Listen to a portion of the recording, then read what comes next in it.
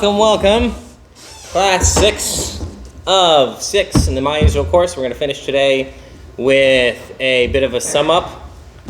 But mostly we're going to talk about the more modern history of Zionism and the land of Israel and the Palestinian people and the non-controversial stuff is what we're going to talk about. No, I'm just kidding. The slightly more controversial stuff, but we're going to, again, try to give everything a Jewish perspective, both historically and religiously. Although today, again, mostly historically. But when it comes to the type of questions like how do we combat anti-Semitism on campus, and what do we say to people when they say this, that, or the other about Palestine, so that's what this specific class within our course is about. And so hopefully we will gain lots of that valuable information.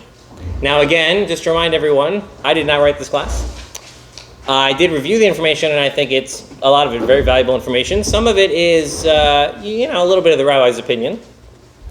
And some of it is just kind of general Jewish perspectives. So we'll, navigate, so to speak, through all that.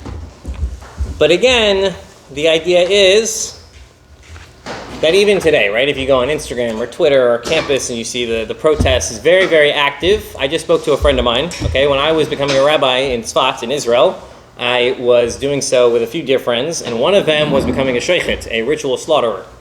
And he now lives in New York, and he's married, and he's doing very well, Baruch Hashem, working in construction, I believe. And then on to the next thing in life. And we were speaking about times past.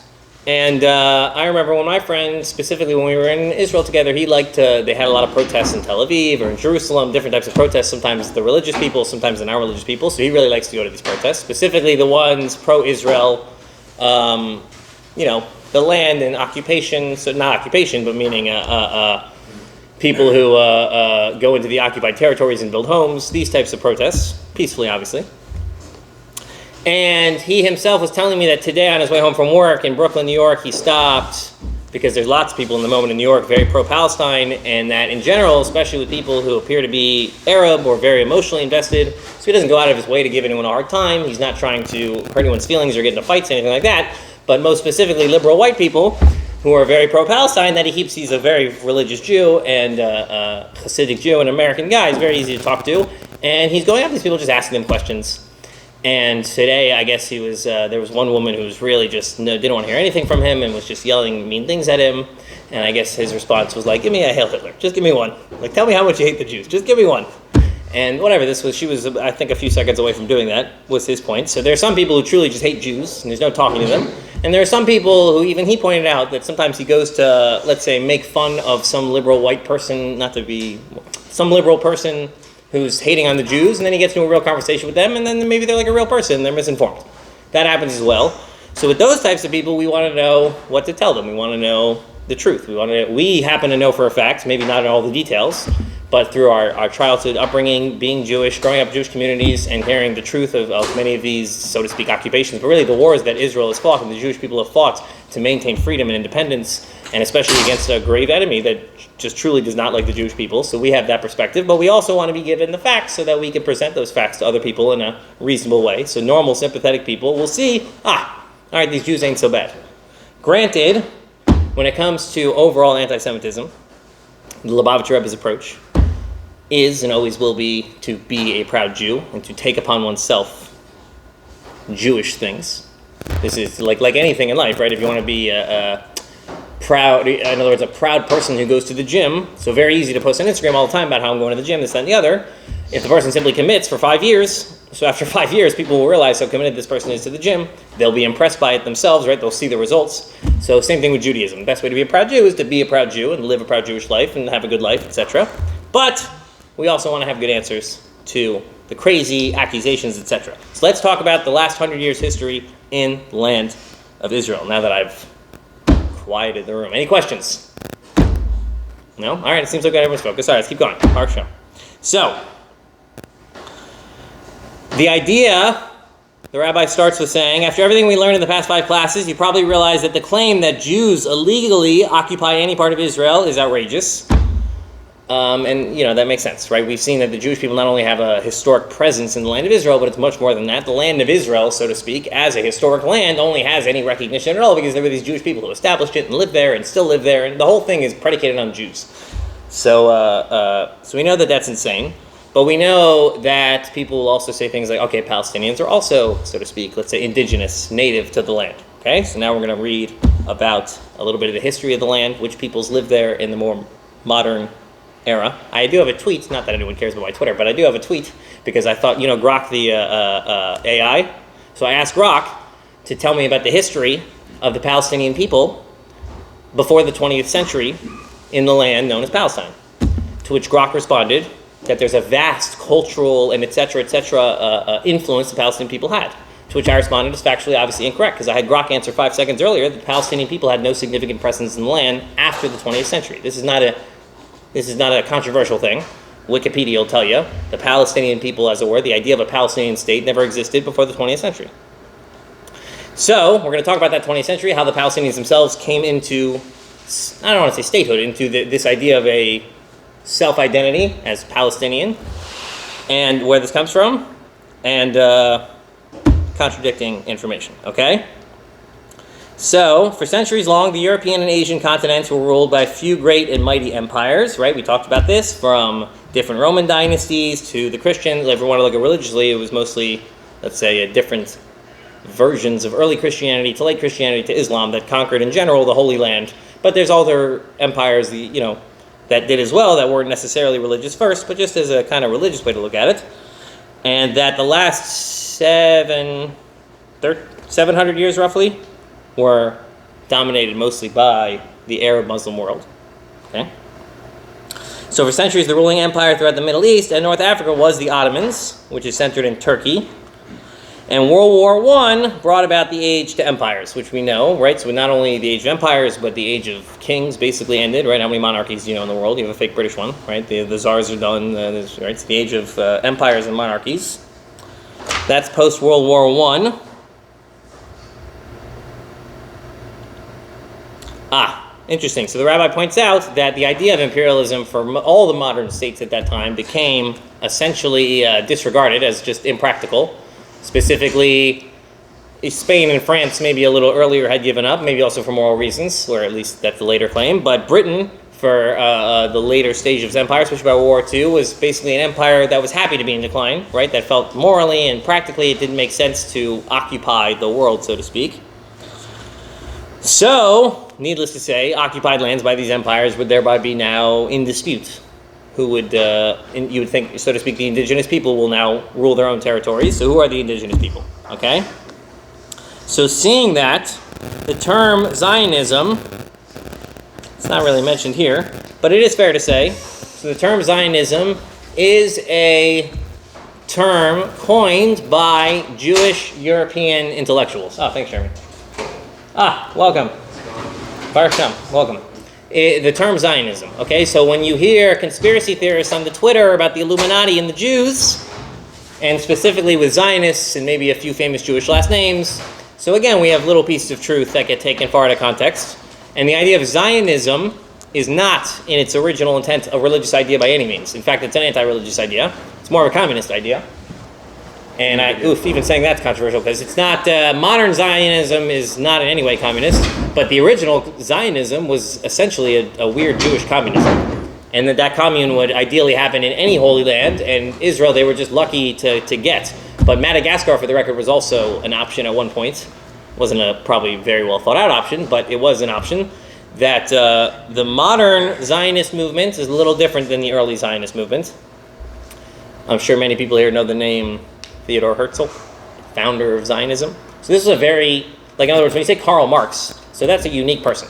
And he thinks what he thinks, right, so Theodor Herzl, right, he does not represent, so to speak, not to put the guy down, but in any way does he represent Judaism? He's not. He represents a Jewish person in real life, and his belief system, etc. I'm not trying to judge the guy, but Zionism, again, not a Jewish idea.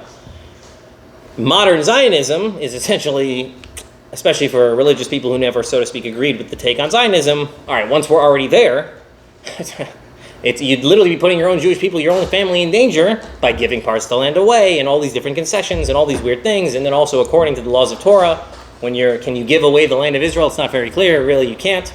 So nowadays, modern Zionism, even all for essentially Orthodox Jewish people, are on board with the basic precept that the Jewish people are in the land of Israel to stay, and we need to maintain and grow the land, at the least. Okay? But that wasn't the perspective of everyone else. So Palestine, which is it was known under the British mandate, so the British Empire controlled Palestine. Did you have a question? No. Oh, sorry. The British Empire controlled Palestine, and they were the ones who were in negotiations with many of the Jewish intellectual elite of Europe and England, who, even before World War II, because we understand the Jewish people received formally the land of Israel after World War II, but it was even by World War I this was being discussed. So this fuels, let's say, conspiracy theories on one end, and on the other end, it's how hard is it to imagine that there are, so to speak, Jewish activists in a famous world empire 100 years ago. There are always Jewish activists. There are Jewish activists today in the liberal movement, in the Republican movement, in every movement. Not even necessarily representing Judaism, right? But Jewish people very active. So these Jewish activists at the time, even they had this idea of a Jewish homeland. Interestingly enough, we started the class on the idea of a Jewish homeland, right? And what it means to not have a homeland. And that LP Judaism, according to Torah, so we understand this is a reference, a spiritual reference to our ability to serve our purpose in this world. But even to an early Zionist, there was an idea of a homeland missing to the Jewish people that they wanted to reinforce. And after lots and lots of negotiation and wars and conflicts, smaller conflicts at the time, eventually, after World War II, we received the land of Israel. And, just want to say this last point here. In 1947, the United Nations said, let's split it, referencing the land. They wanted 18% of the original land to be given to Jewish people, and to give the local, so to make that even half, and to give the local Arabs the other remaining percentage, so over 80-something%. And this was the original two-state solution that was intended when the Jewish people received the land. So a very, very small 5% portion of the land. In other words, not a legitimate, real Jewish homeland, so to speak, but especially you can imagine the desperation at the time, and we had millions of refugees from Europe and from North Africa and from Hitler's regime, right, who were leaving Europe for good. And also people still stuck in the Soviet Union who'd be leaving. The idea of a Jewish homeland was essential. So whatever we could get our hands on, we would take. And the, so to speak, Jewish political leaders, whatever was negotiated, a very, very, very small portion of the land of Israel, but it was formally decided the Jewish people would have this land. We established the state of Israel. Okay? So, in 1948, Israel declares themselves a state, and immediately 5 Arab countries go to war with this tiny little country of Israel. So in other words, the boundaries you'll see of 1948 after the war, of the, so to speak, original Israel, is not the original Israel. We were supposed to have much, much smaller a portion, and even that portion to the 5 neighboring major Arab nations was completely unallowable, unheard of. The Jews were not coming back to the Holy Land, and a war was started immediately.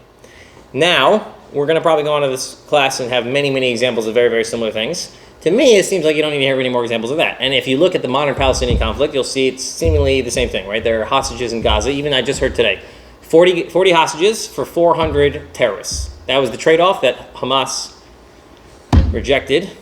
Our hostages should be brought home immediately with Hashem's help. Mamish, unthinkable what's happening. So they rejected this deal, okay? Because of their own, let's say, political agenda. They need more civilian casualties because they're dying. It's over. Their war's done, right? They're stuck. So even in the beginning, in 1948, it was a matter of how many Arab civilians' lives were risked in this war, how many soldiers were killed, etc. And that was just the first war. The second, we had our tiny portion of land, and then it's only to continue. Okay? Many of you had heard of the 1967 war, I'm sure. So we'll do a quick recap. Mamish immense that. So it was a 6-day war, right? It's known as the 6-day war. So quick recap. How do you how do you do a war in 6 days? How do you win a war in 6 days against 5 neighboring nations that, again, Israel didn't have a formalized military in the way, it was more, you think of it more of a national guard. It's not even it's like having a really super kind of formalized police force that's ready to fight for its life at any given point. It wasn't an army with tanks. It's a militia. It's a well-organized militia surrounded by many other nations. And not only that, but the land they're given is their own nation. Each territory is split, and each immediate neighbor, not in the nation sense, also within your own nation, each neighboring town hates you and wants to kill you, and you can't go into that town or let your kids go into that town, heaven forbid.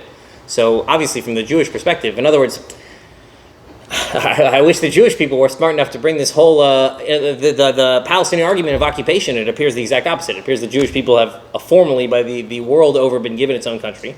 And there are 5 other countries that attempt immediately, every time any formal agreement is made, to occupy the land of Israel, take out the Jews. And the Jews succeed, and so the argument now of the Jews is occupying this land. No. This was agreed upon, so Palestine was a British-mandated territory. So if you want to look at it from the world perspective, that was handed over to, at least in very small part, to the Jewish people, but a portion of it after World War II. You win a war, you conquer that land. What border dispute are we talking about? So we had a new territory, so it was a little bit larger. And then in 1967, we were attacked again. And then in 1973, and then in 1987, and then in 1993.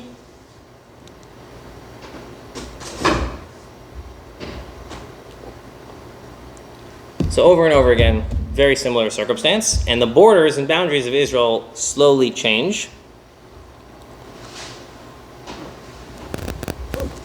Okay.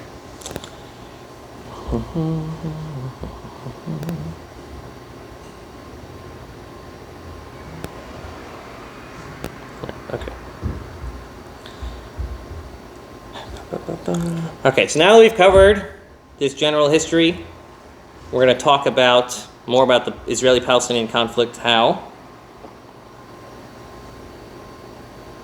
Right. So what we were saying before. What's one of the main claims? That the existence of a Jewish state doesn't allow the existence of a Palestinian state, so to speak, right? They would be fine if not for us. So first of all, what Palestinian state was there beforehand? It was, I don't want to say lawless, it was lawed. The law and order was established and maintained by the British Empire. When they left, who was going to be maintained by? In other words, it was dual statehood. Yes, we would have the Israeli state, the Palestinians would have their own government, the Palestinian Authority it inevitably became, and now Hamas. In other words, it's a fun thing when you're a Palestinian, and you get to have it both ways. Your government's not really your government, so when they do terrorist atrocities, it's not your government, it's not you. But you get to elect that government every however many years you have a real election. And when they poll the Palestinian people after October 7th, and then again after that a few weeks later, I think the poll numbers only went up, which is wild. In other words, a few weeks after October 7th, 80% of the Palestinian people approve of Hamas. That within itself is absurd, obviously, and hard to find sympathy with those 80%. And then 3 weeks later, when two of their, they don't major cities, what major cities were there in Gaza? But whatever major city you want to call it, 2 out of the 4 were done, taken out, unlivable, even if there's still some buildings left, but completely never to be returned to any sort of sane living place again, even if immediate ceasefire is achieved. And the percentage of Palestinians who approve of it only went up.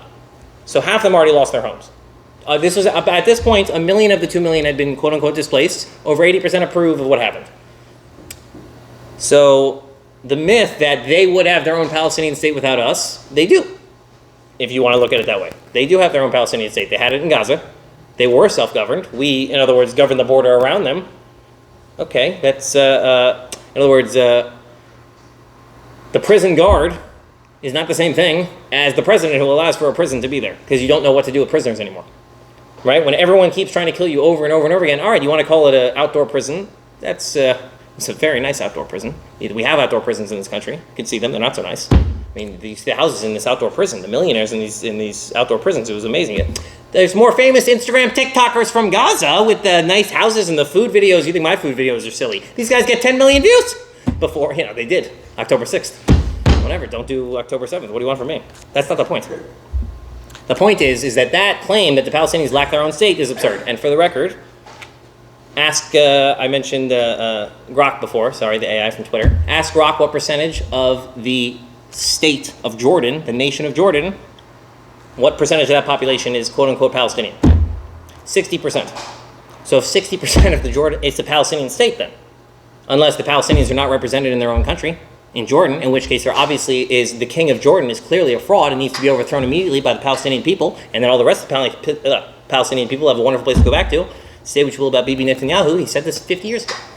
So you have 60% of you don't want a Palestinian state. You don't want a two-state solution. You want two Palestinian states and one Jewish state. You have a Palestinian state. It's called Jordan. 60%, and they're also not represented in Jordan. It's not. Apparently, the Palestinian people, no matter where they live, they refuse to properly represent themselves. And so in Jordan, they're under the king of Jordan, and they're happy. Fine. Might as well call them Jordanian at that point, right? But the Jordanese people refuse to. So does the king of Jordan.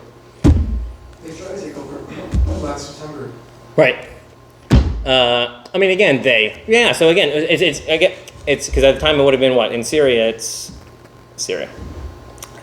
Now even in Syria, how many terrorist groups run, so to speak, each corner of the country? Right. It's a country split up in what 3 sections. It's in other words, the Arab world is the most hypocritical in the political front. If we're going to take their political notions seriously, many Arab leaders are moral and decent, wonderful people. That's not the point. The point is that the modern day fight, even now on Piers Morgan or different popular, even in the West, right, in England, in France, when you hear people arguing these topics, the idea that Israel there's no part in the history of the actual establishment of the state of Israel till today where the Israeli government stopped the Palestinians from having their own government. The opposite, we enabled them, we gave money to their government. That's one of the things they're accusing Bibi of right now, and they're right. That in other words, when choosing between the different governments we were going to fund in Gaza and in... Yeah, so America does this too. Sometimes we fund both sides. You fund the terrorists and the worst terrorists. And Hamas was the worst terrorist because, the PLO are terrorists. They pay terrorists. They pay people cash, $2 million. Heaven forbid. There's Hashem Yerachem. Last week, I think, 2 Jewish people were killed in a terrorist attack in Jerusalem. I think it was Jerusalem. And, it's a person who is a security officer for the Palestinian Guard in the West Bank.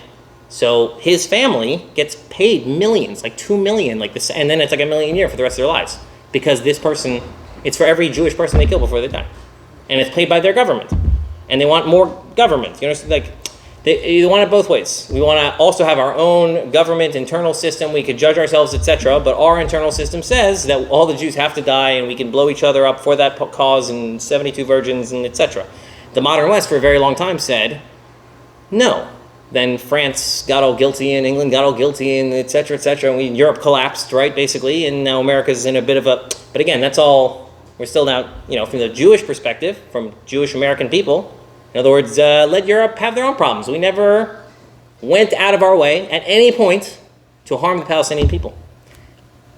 In the general sense, obviously. I can't speak for every Jew who ever lives, and tensions get high and conflicts, and heaven forbid, whatever, I apologize as best I can to the Palestinian people on behalf of any Jew who did something that the Jewish people would consider inappropriate and not okay. Conflict is horrible. And even now in a war, like to pretend like I know exactly what's happening in Gaza, but I to know in the general sense these soldiers are good, godly people trying their best to be as decent as possible and kill as few civilians as possible. Statistically, we can prove that as well, but we know that. And the idea that the Jewish people are what stopped the Palestinian people from having their own state is just really not true. Okay? So... We're almost done, people. Love you guys so much. Thank you so much for... Yeah, question. So do you think in 1947, if the Palestinians were, peaceful people, it would just be the exact same? No, so it's not so simple, because again, even at the time, the Palestinian people weren't necessarily the most radicalized. They became more radicalized even to the modern day with intifadas and money from Iran and different terrorist groups that infiltrated. At the time, a lot of them were normal Palestinian people who didn't care, and it would have been a percentage of their... And they would have had, let's say, certain religious views that... allowed, without maybe them even knowing it, like, oh, we can hate these Jews, it'll be great. And they tried it and it went terribly. Their kids, their grandkids, well, yeah, they got messed up in a lot of wars. It's an interesting thing. I remember I heard this when I was a kid. It's the worst argument you'll ever hear in your life. That doesn't it make more terrorists what you're doing now? Only if you don't finish the job. And that's in other words, only if you allow the terrorists to remain. And that there's one guy who's going to teach the next generation of kids that your daddy was actually right. And it was these people who bombed him who was wrong. That's why the Jews messed up over the last... In other words, it's the most harsh thing a Jewish person has probably said, and I can't, but it's the truth. And it's not even wrong. It's more moral than what we did now. Because when you don't kill every terrorist and you let one survive and you think you're being moral, besides the fact this kid becomes a terrorist and ruins his own life, and the pain and suffering just continues. With Amalekites, with the worst evil that there is, you cut it out root and stem. With Hamas, there's no choice. In other words, they didn't do it 50 years ago, they didn't do it 40 years ago, they didn't do it 30 years ago, and there's still 100 and something hostages in Gaza right now. So who's the crazy person? Me who said 50 years ago you should have just ended this? it's not, in other words, and it's extreme, but who made that choice? Who makes these choices, right? The Jewish people have proven time and time again their willingness and ability to have peace and this, that, and the other. It's not even reasonable. I think the perspective maybe from a Jewish person that we should try to look inward. In other words, how much would you allow someone to bully you until you said, no, this is Florida, I stand my ground laws, I'm going to shoot you. Heaven forbid, right? It's how long can you do that? So in Israel, we did it a real long time, and then we shot. And we shot him in the chest, and then we took him to the hospital. We healed him up. Now, that's also morally sometimes is the right thing to do. But sometimes it's not, right? Mercy, showing mercy, it says in the Gemara, I don't have the exact quote, so I don't want to misquote it perfectly, but it does say in the Gemara that the false mercy you show a savage person, a harsh person, an unworthy person, so you're going to be now non-merciful to the people you should have been merciful to, because that person is going to continue. And we don't show mercy to pedophiles. We hopefully castrate them. I mean, in this country, unfortunately, they do for some reason. But in general, you would think you don't show mercy, you don't show mercy to pedophiles. You end it because it's a line, right? You can't cross that line. So for life or death, seemingly is also a line. So for the Jewish people, how many deaths should heaven forbid, should we take? Says Torah. Says Shulchan Aruch, Orach Chaim. We'll just do it in English. Regarding non-Jews who besiege Jewish cities, if they come for money, we do not desecrate the Shabbos to protect ourselves. But if they came to kill or to come with no presented reason, meaning that we assume their reason is a lie, they're coming to kill us, we go out with weapons and desecrate the Shabbos. In a city that is near the border, even if they just come for straw or hay, we desecrate the Shabbos. Emphasis added because that's in a city in Israel. At the time, we have the total of Israel, and it's more of a political implication. If you have a full kingdom and everything's going great and someone shows up without telling you, can't be a good thing. Go defend yourself. But even now, in the land of Israel, any Jew who lives there, so the Jews, the soldiers, by the way, how can they have a phone on Shabbos? How can they this? Not a single one of them is breaking Shabbos. They are risking their lives, for my life, for your life, for all of our lives. Not a single one, so to speak. In other words, they violate this. They don't violate the Shabbos, right? Because there's a greater mitzvah that they're doing, a greater commandment they have, which is the protection of Jewish life, all life. Okay? Human life, rather. Not all life, human life. Okay? Speaking of, life is paramount. Shabbos or any other mitzvah is second place. So yes, there are some who say you need to make sacrifices for peace, but the question is, who should be sacrificed? You, your family? Heaven forbid? In other words, that is an idea sometimes. Sacrifices have to be made for peace, and there's compromise and whatever when dealing with a reasonable circumstance, or a person who, so to speak, can be reasoned with. But when you're dealing with people who want to kill themselves for the 72, you see the Louis C.K. with the 72 virgins? I mean, we could do a class on that. If this is the person you're dealing with, so it's not a negotiation then. It's not, in other words, who do you think you're negotiating with? You're not talking with a person of reason. 72 virgins. It's a weird claim for a religion to make. Our religion makes very strong claims.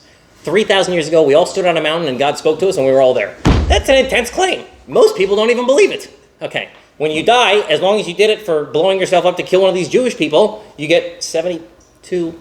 And then listen to Louis C.K. joke, and he makes it even more ridiculous than I could, because he's right. It's absolutely absurd. So these are the people we are oftentimes negotiating with.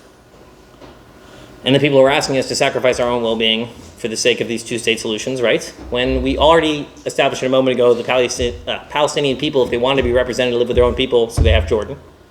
If they didn't want war, they could have elected governments that didn't cause wars. And if they didn't, even more so, then they wouldn't approve of those governments after the war started. And never, for the record, before World War II, and quite frankly, before the dropping of the atomic bomb, which psychologically destroyed the entire world, which it probably should have in a certain way, because we kill each other too much, it's terrible. But after World War II, war changed. Never before World War II would there have been an idea that after you win the war on your enemy, you owe them favors.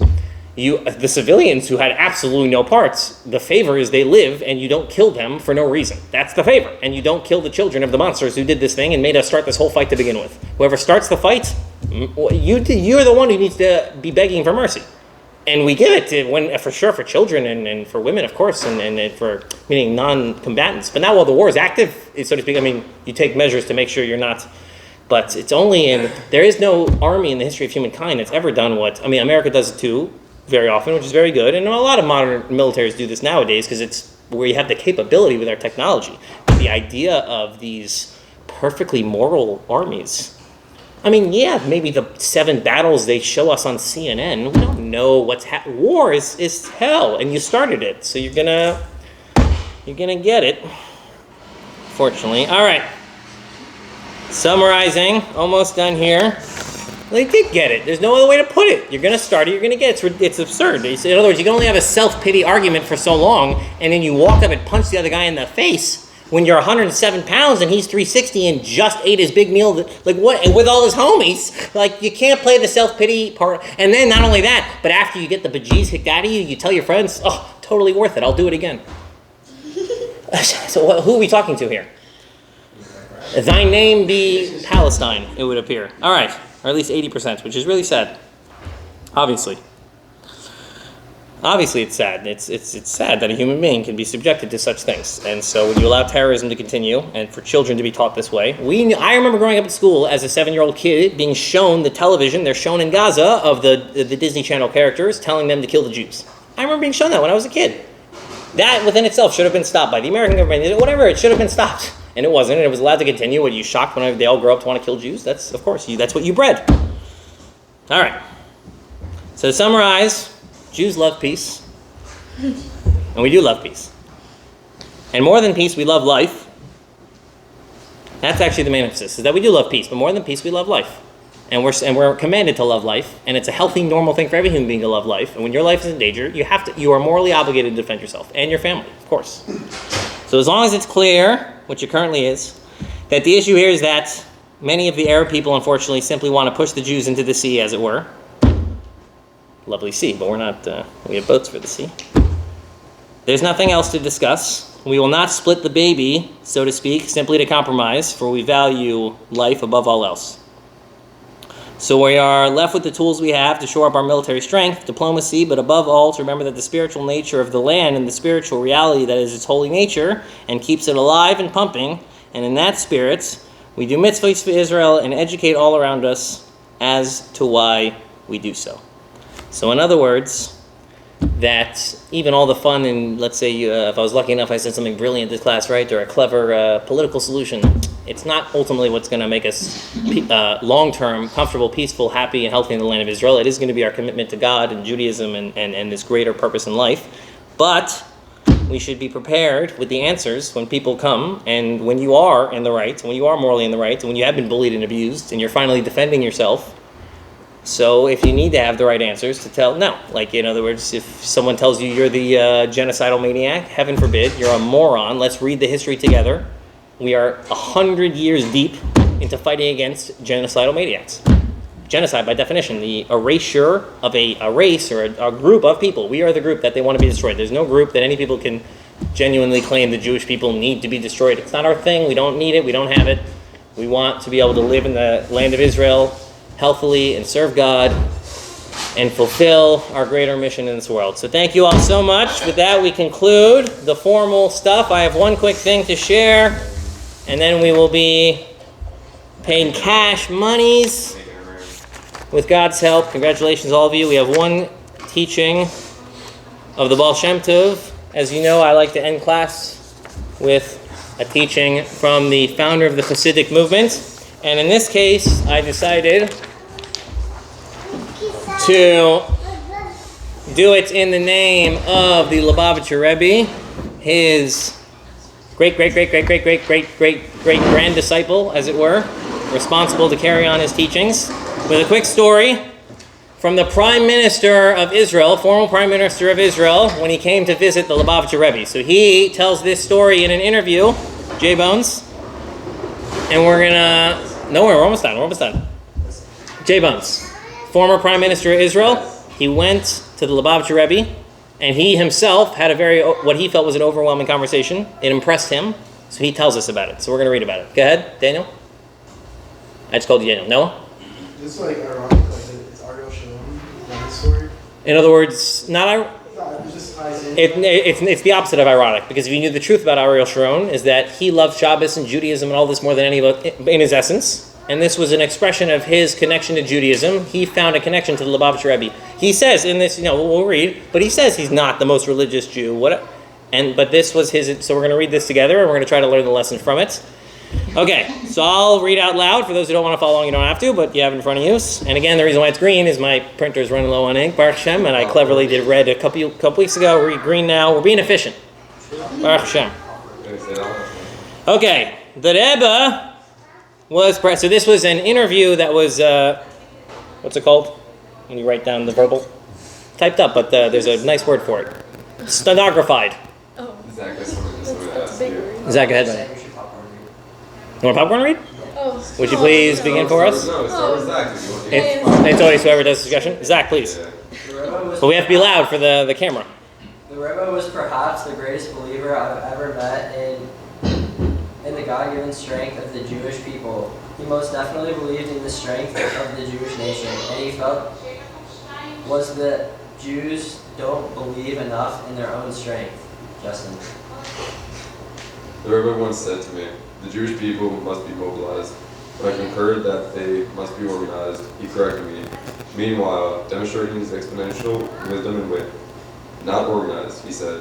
What does it mean to organize the Jewish people? A few Jewish leaders get together for dinner, and the next day, the newspapers report that they came to the conclusion that they must get together for another dinner.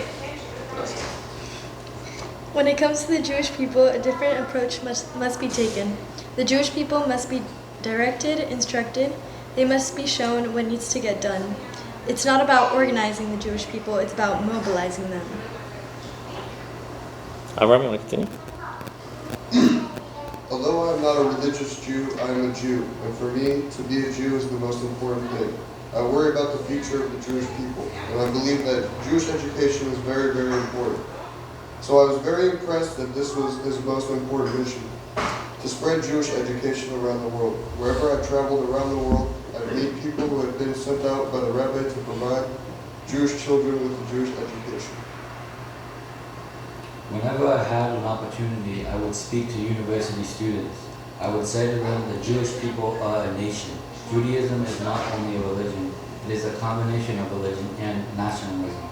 Take pride that you are part of the greatest nation in the world. When I shared this with the Rebbe, he asked me, well, what did you tell them to do to identify as Jews? I replied, You can keep going. That was a quick one.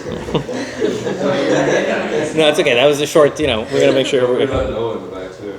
the Rebbe responded, for a young person who grew up in a traditional Jewish household, perhaps identifying as a Jew will hold for one generation, but this alone will not guarantee the future of Jewish people. Identification must be coupled with action, with practical observance of the commandments. The Rebbe went on to explain that everything in Judaism is connected with action. Settling the land of Israel is an action. Keeping Shabbat is an action. Other Noah? Sorry, Noah, I don't want to interrupt, but we got another one too. Go ahead. Sorry, I got to put the wrong I can down. always add, the Rebbe continued, no one is perfect. I too am not completing this observance. The fact that I do not live in the land of Israel makes me complete. I saw greatness in hearing such words from you. The Rebbe believed that Jews must stop trying to find favor in the eyes of foreign nations. Public relations is an important thing, but not the main effort must be on Jews focusing on Jews. Do you want to read the final footnote? Ariel Sharon served as a general commander in Syria and administered numerous Israeli governments, including the defense ministry. As the 11th Prime Minister of Israel, he was interviewed in Israel by JEM in 2000. So to sum up, the former Prime Minister of Israel, who was relatively, you might call himself a secular Jew, he was not a religious Jew, and his encounter with the leader of religious Judaism in the world, or at least American Jewry, right? What he took away from it was the importance of Jewish education, the importance of taking upon oneself more than just identifying as Jewish, whether it's Shabbos, whether it's wearing a kippah in public, whether it's eating kosher, to have practical action in one's life, and to educate Jewish children into what it means to be Jewish, which were three of very, very core values of the Lubavitcher Rebbe, Baruch Hashem. And just to say the last line again, the Rebbe believed that the Jews must stop trying to find favor in the eyes of foreign nations. Public relations is an important thing, but it's not the main thing. The main effort must be Jews focusing on Jews. Thank you all so much, and we've now completed the My Israel course.